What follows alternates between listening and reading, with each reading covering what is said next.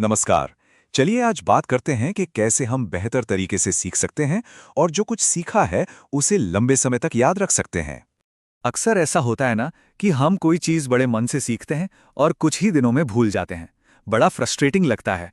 पर घबराइए नहीं, इसका हल ज़्यादा मेहनत करना नहीं है, बल्कि स्मार्ट तरीके से सीखना है। तो आज हम कुछ ऐसी साइंटिफिक टेक्निक्स के बारे में जानेंगे जो हमारे सीखने और याद रखने के तरीके को सही में हमेशा के लिए बदल सकती हैं।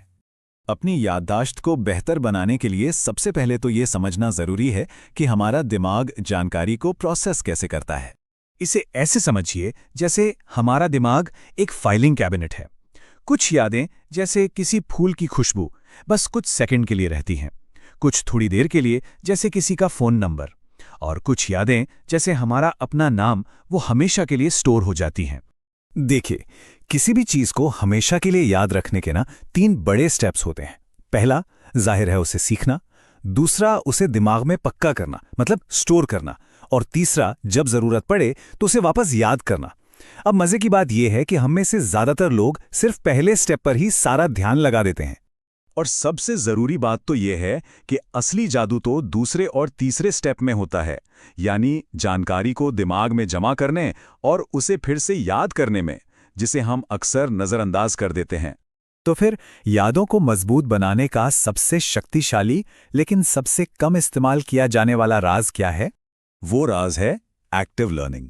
मतलब सिर्फ किताब को बार बार पढ़ना या हाईलाइट करना नहीं, बल्कि दिमाग पर जोर डालकर उस जानकारी को खुद याद करने की कोशिश करना।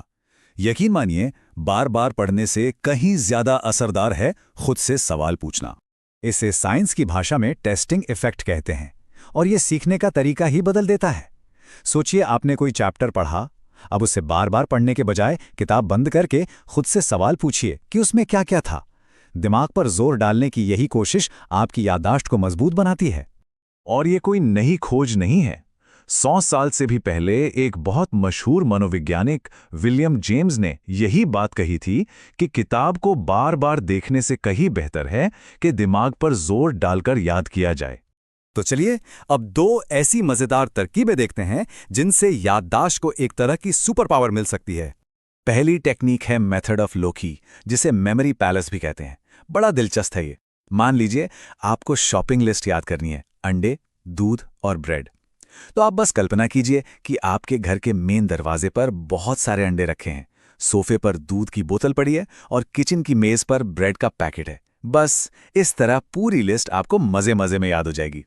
और ये कोई नया चलन नहीं है, ये तो हजारों साल पुरानी समय की कसौटी पर खरी उतरी तकनीक है जो प्राचीन ग्रीस से लेकर दुनिया भर की कई पुरानी सभ्यताओं में इस्तेमाल होती आई है।